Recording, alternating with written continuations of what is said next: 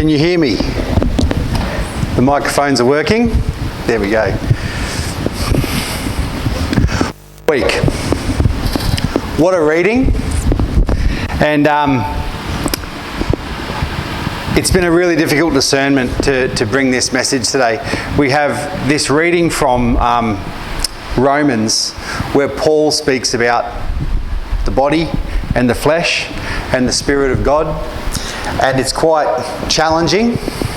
And we marry that and couple that with this story of Jesus rising Lazarus from the dead.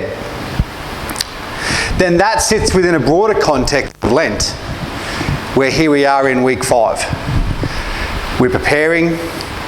We're a good portion of the way through this journey, through this Lent season, and we prepare for Palm Sunday next week. So I wrestled with this a lot this week because there's a lot going on in all of these readings. And honestly, I could have spoken about a number of things. But the one thing that kept coming back to me and settling in my heart and in my mind when I was reading and reflecting on these passages was encouragement. Encouragement to keep moving forward. Encouragement to remain faithful in the spirituality of Lent. And I want to talk a little bit more about that. Hopefully, I'm hoping we can marry up these texts and I can sort of outline how I got to this place of encouragement. So we might start with Romans, if we could go back to the first slide on Romans. Now, Paul, he likes to speak in opposites. And this is a letter that he wrote to the Romans, okay? And he's talking about the mind governed by the flesh is death, okay? Which is a pretty strong opening statement in this reading right here. And what I think is worthwhile understanding is the distinction that Paul makes between body and flesh. Body, flesh and spirit. So spirit is obviously God's spirit that settled on his heart at Pentecost, right, and lives within him, and he is charged to send out and spread out into the world, right? The body, Paul argues, is not necessarily bad in itself, right? We all have a body, right? We're all part of a body. Our spirit dwells within our own body, and the body used in the right way can serve God's will. And that's where Paul distinguishes body and flesh.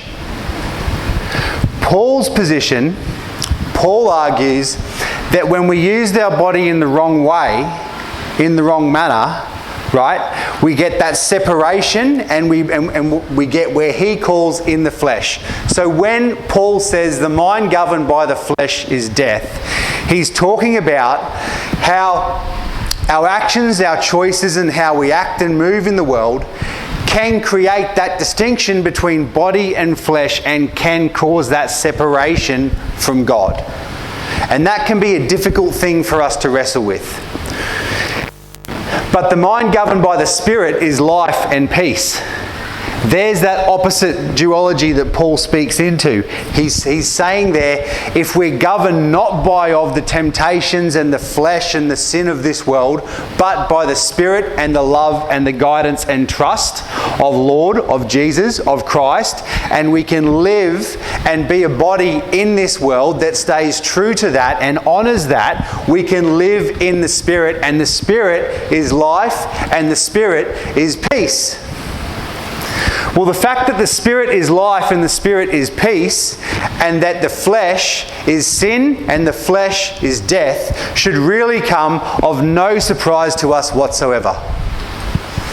Because we understand that and we know that through our own lived experience. And spirit then, in this context, becomes a very interesting idea, because we know and have the understanding of God's Spirit and our spirit dwelling within us and calling us and pulling us into a direction and calling us to a ministry, to a service of God.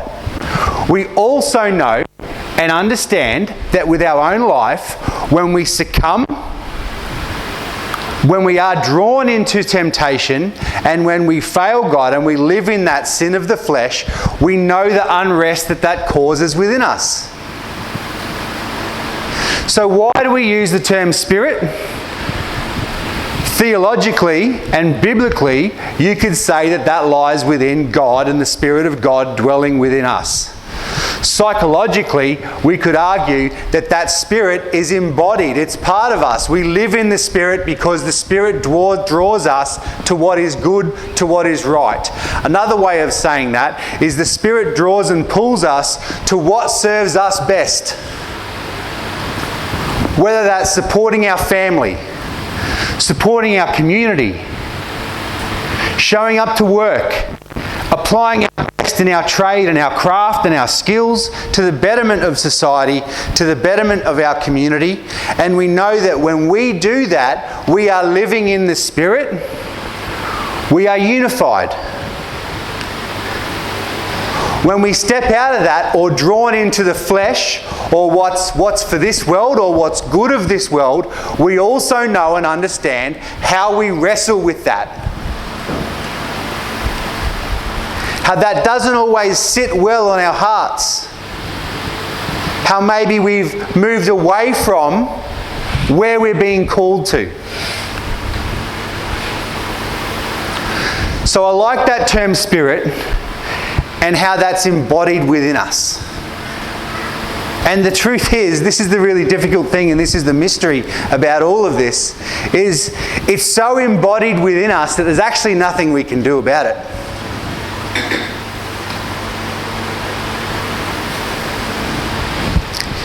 We end up in a position where we could say this is what we want and this is what we want to pursue, but we know when we do it, it doesn't serve us. It takes us further from God and creates separation not only with God, but with the people and the connections that we have within our community and our life. In that sense, it's completely embodied within us. Paul goes on to say, in the letter that he's writing to this church in Rome, however, you are not in the realm of the flesh, you are in the realm of the Spirit.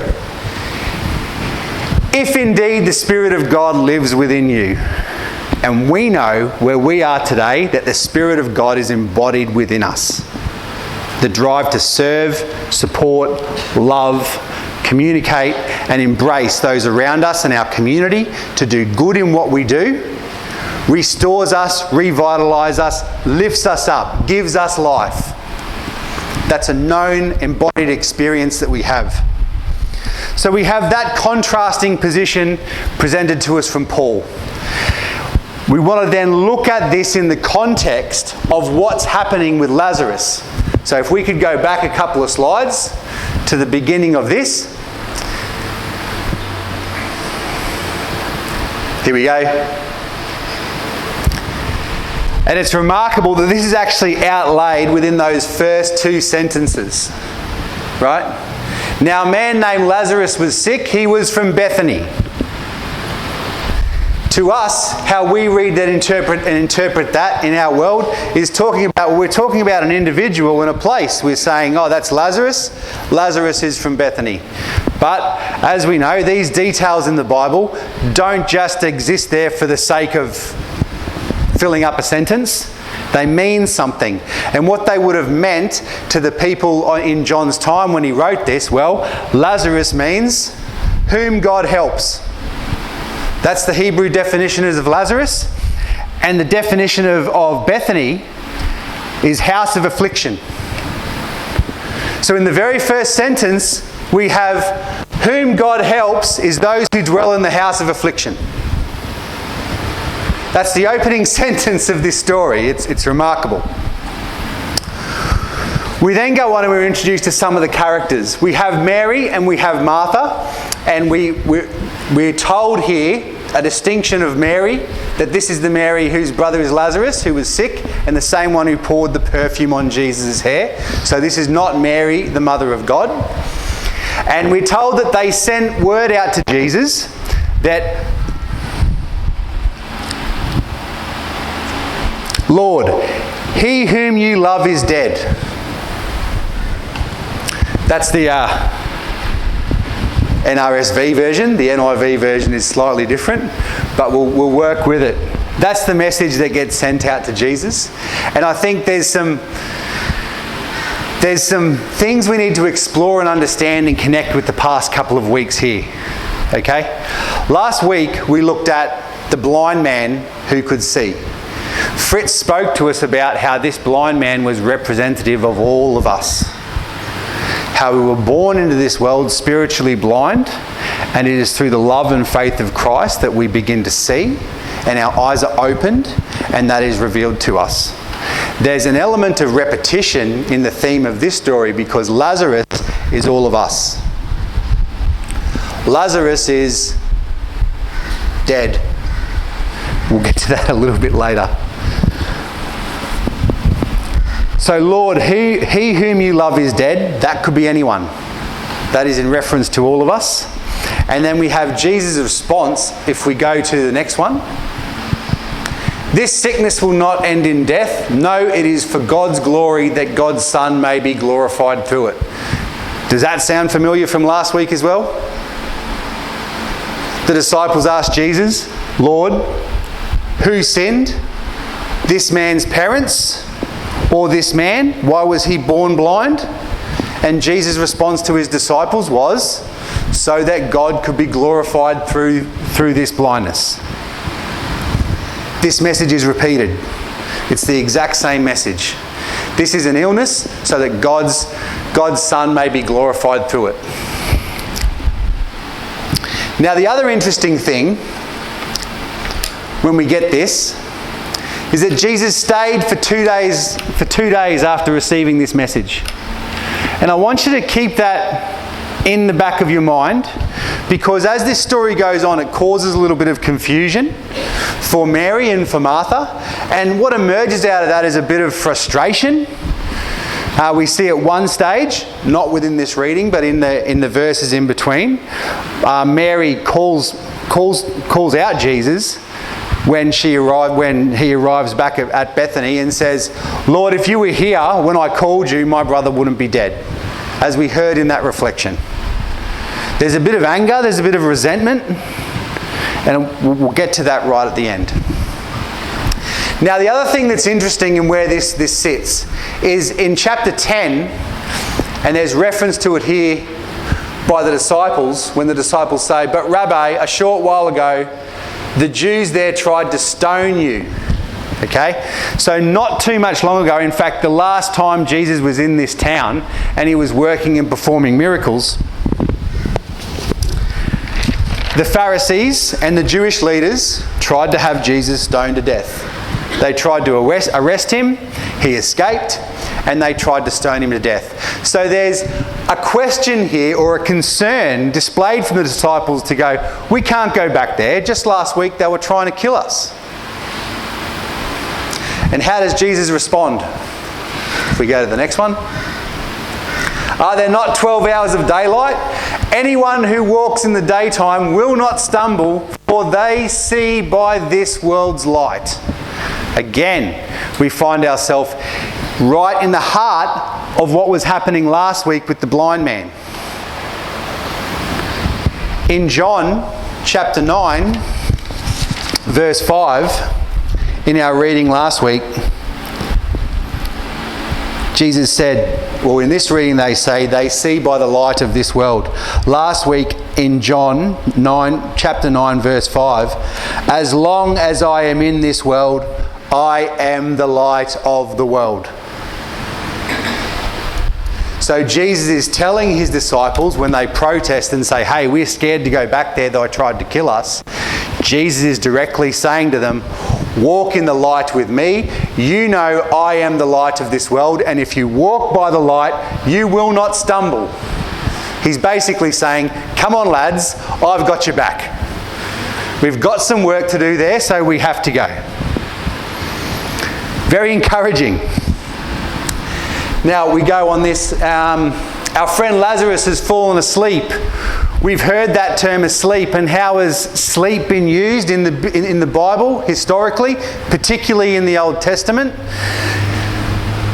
Spiritually dying, spiritually dead. Now, we're not told that Lazarus is a bad person or Lazarus has done all these sins, but Jesus is saying that Lazarus has fallen asleep.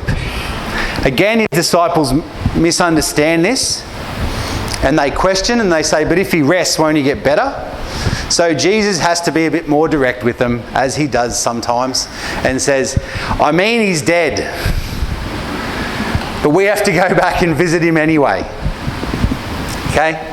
So that's the sleep. And if we go to the next slide, Lazarus is dead. And then Thomas, right, said to the rest of the disciples, let us also go that we may die with him. So that gives us a key into how the disciples are feeling there. They think if we go back to this place, Jesus is going to be killed. We're in trouble.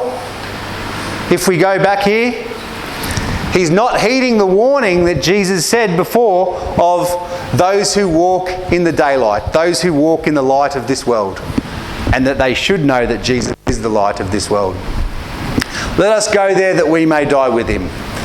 That's where the disciples are sitting right now, and that's the fear.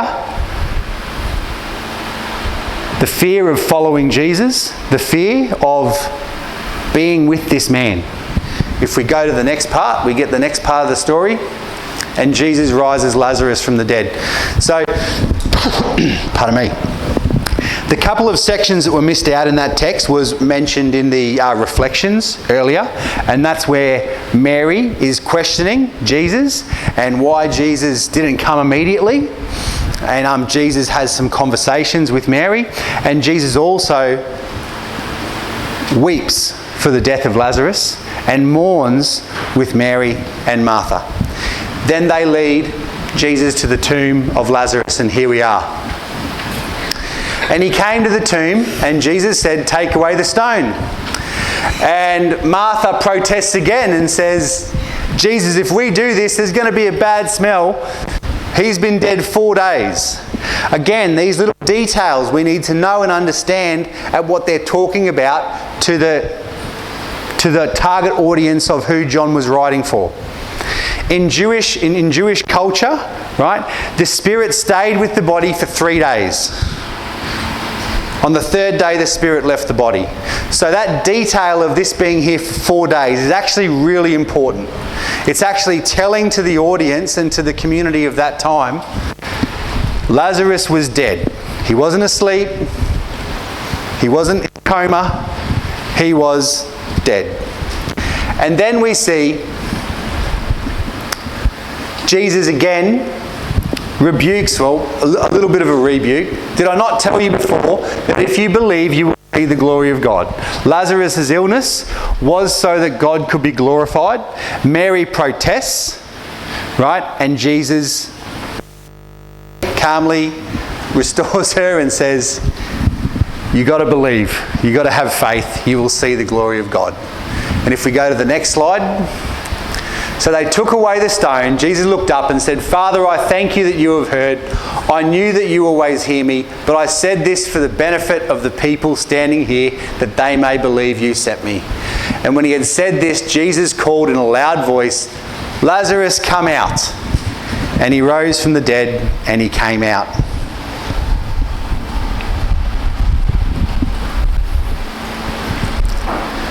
John 1, verse 1. In the beginning was the Word, and the Word was with God, and the Word was God. Jesus raises Lazarus with his word. He doesn't touch him. He doesn't breathe on him. He doesn't pray over him.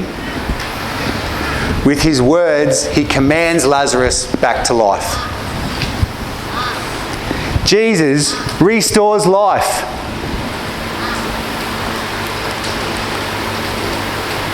The body that died to the flesh can be commanded and restored to life through Jesus Christ. So there's the story that we have today. But I told you at the beginning that I thought it was very encouraging.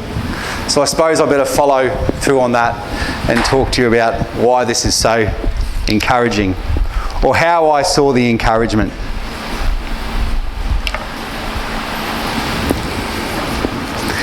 In this 5th week of Lent,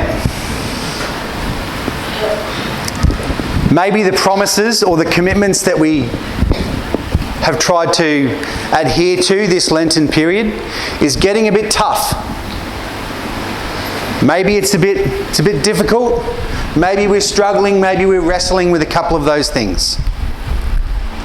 This story reminds us that Jesus restores life. Paul says to us, you are not in the realm of the flesh, you are in the realm of the Spirit. You are God's children. He has called you. He has set you apart.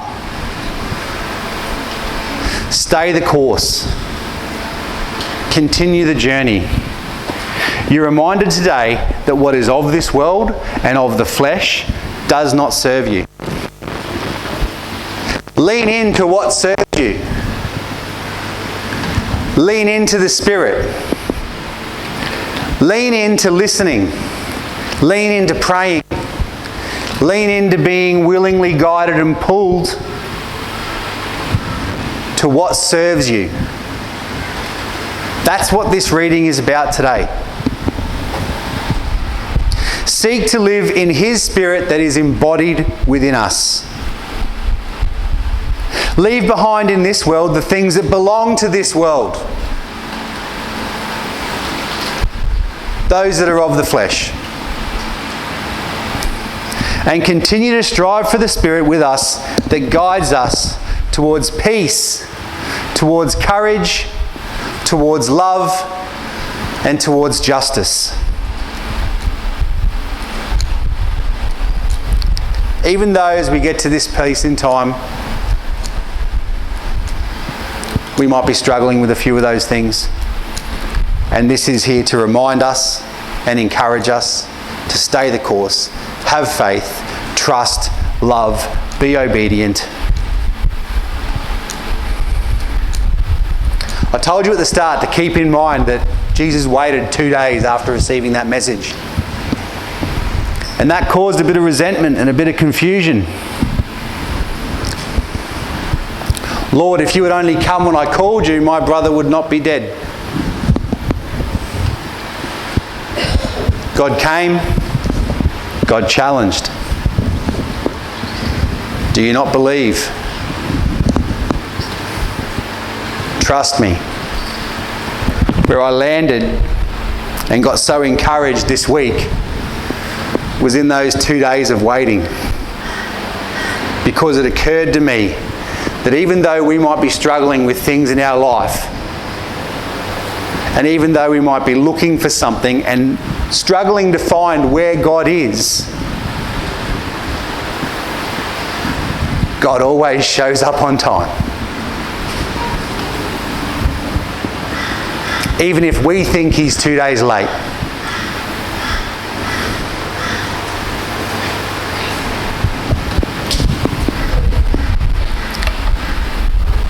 So please join me in a prayer.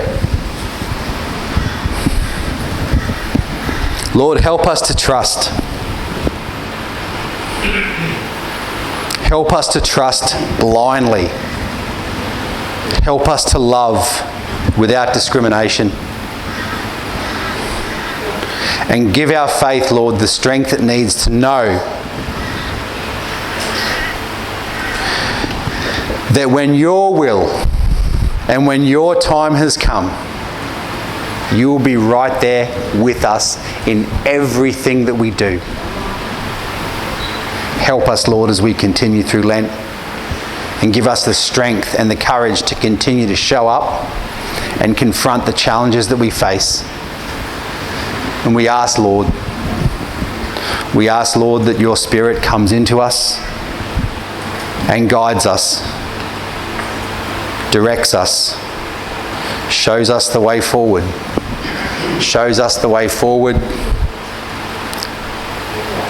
to what will serve us and what will serve you. We ask this, Lord, in your name. Amen.